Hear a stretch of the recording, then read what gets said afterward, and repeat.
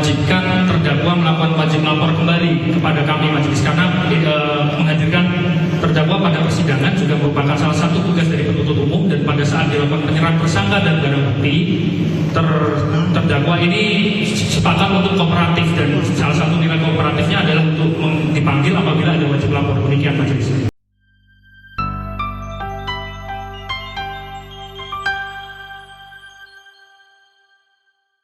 Bismillahirrahmanirrahim. Assalamualaikum warahmatullahi wabarakatuh. Herman Kadir Channel yang berbahagia.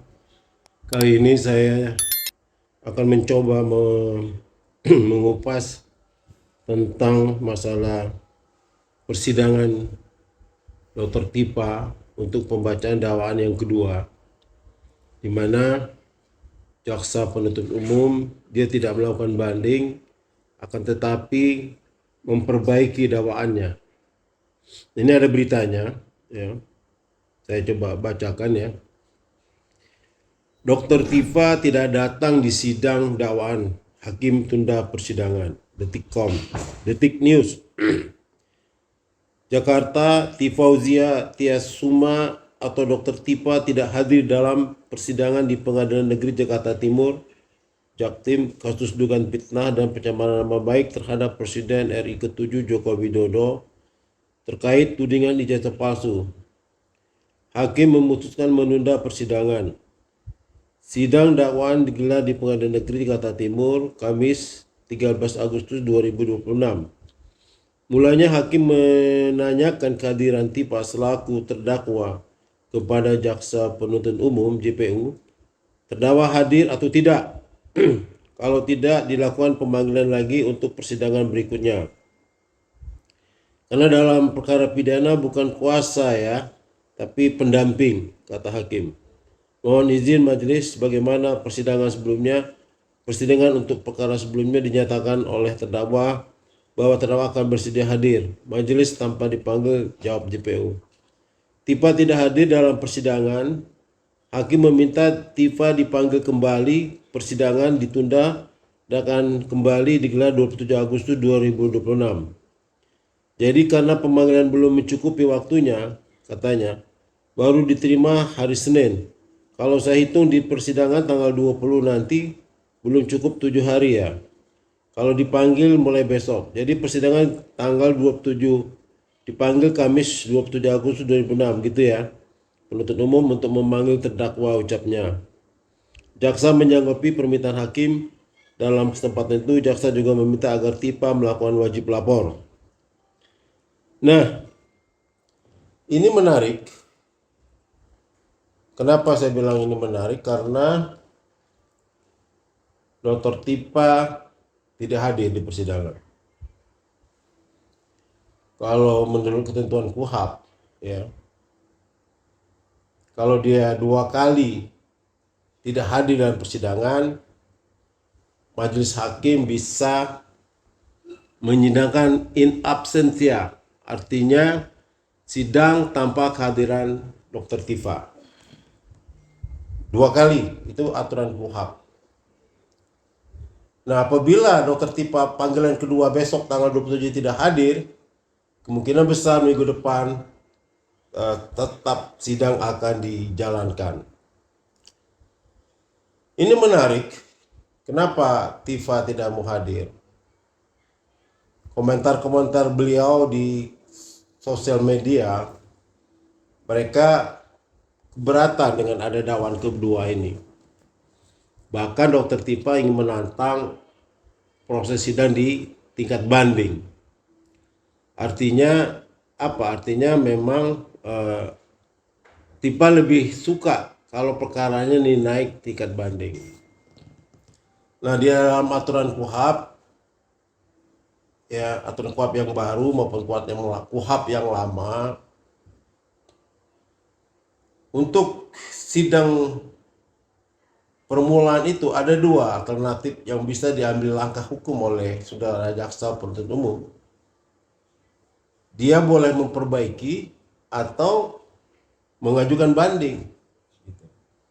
Nah, ternyata jaksa ini lebih memilih untuk memperbaikan memperbaiki dakwaannya. Saya tidak tahu apa alasannya, kemungkinan alasan lebih gampang memperbaiki dakwaan daripada berhadapan dengan hakim banding yang belum belum mengenal tentang perkara ini. Jadi jaksanya was-was kalau dibanding nanti dia takut bandingnya tidak diterima, maka dokter Tipa perkara ini dia lebih baik memilih untuk memperbaikinya dan proses sidang ulang pembacaan dakwaannya. Memang kalau saya lihat di seleweran di sosmed itu, dokter Tipa keberatan dan dia mengajukan pra peradilan. Nah, pra peradilan ini dokter Tipa ingin membatalkan dakwaannya itu, ya, dakwaan jaksa penuntut umum. Sementara lebih aneh lagi, di KUHP itu tidak diatur tentang pembatalan dakwaan. Kalau pembatalan penuntutan bisa diatur di dalam KUHP itu, tapi pembatalan dakwaan itu tidak diatur di dalam KUHP. Jadi langkah tim hukum dokter Tipa ini menggugat rapid ke pengadilan. Kalau dia bilang ini adalah terobosan hukum yang dia ambil ya untuk dalam menghadapi KUHP yang baru ini, ya kalau menurut saya sah-sah saja. Tapi di KUHP yang baru pun tidak diatur tentang rapid terhadap pembatalan dakwaan. Nah itu. Saya khawatir ya, apalagi saudara jaksa penuntut umum di dalam forum sidang itu sudah memberitakan Tipa wajib lapor. Artinya apa? Artinya ini tidak main-main. Persidangan ini serius dan itu akan dilanjutkan terus. Kenapa? Tipa wajib lapor. Nah kalau Tipa tidak wajib lapor ya, seperti mana di waktu di Polda itu, berbahaya buat dokter Tipa. Karena ini sudah ada permintaan wajib lapor dari saudara jaksa penuntut. Kalau tidak kooperatif, bisa dinaikkan dari wajib lapor, bisa dinaikkan status menjadi tahanan kejaksaan.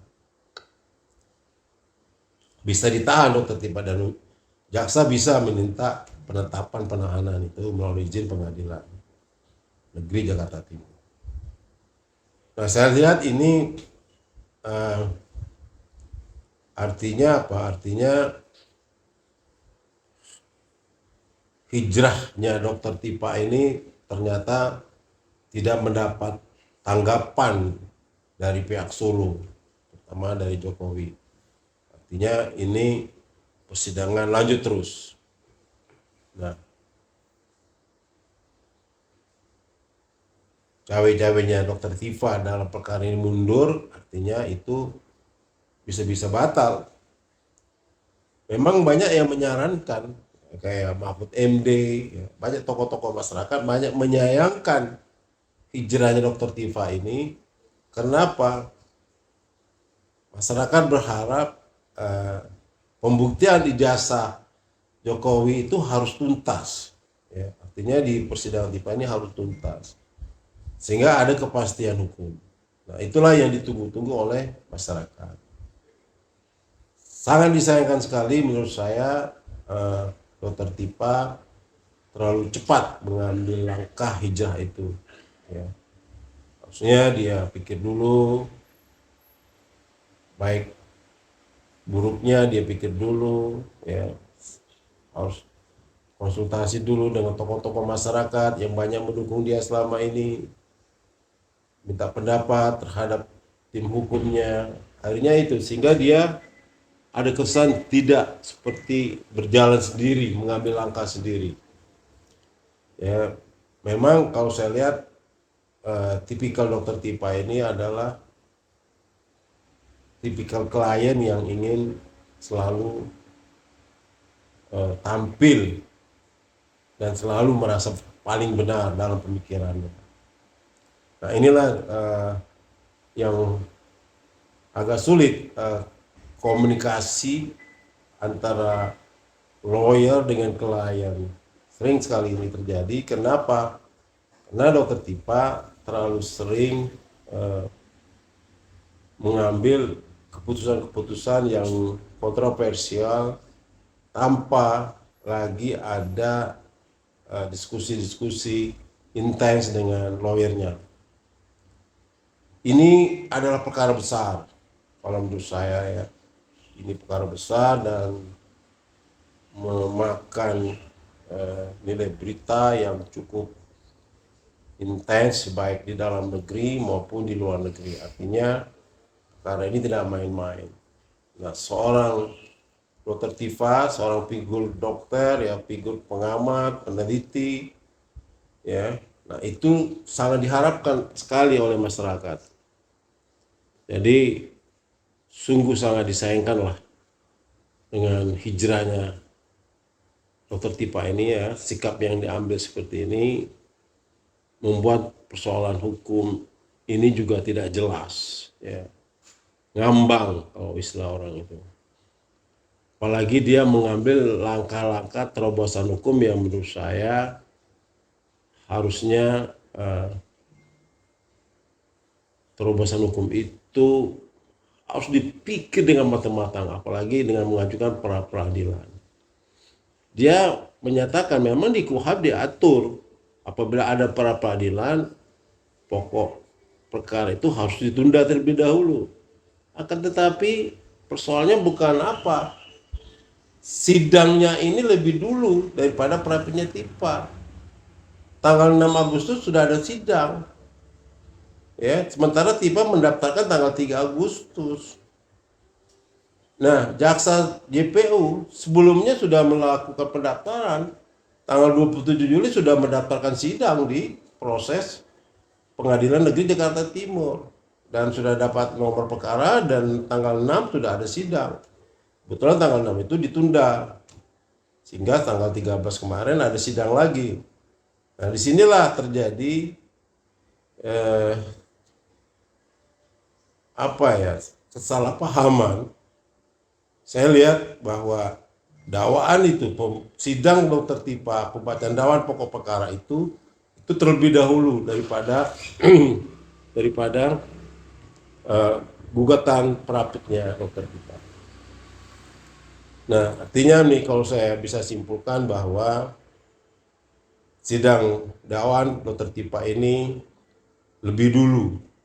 Artinya dia lebih dulu daripada gugatan perapit Dr. Tipa. Maka sudah kewajiban Dr. Tipa tetap harus mengikuti persidangan.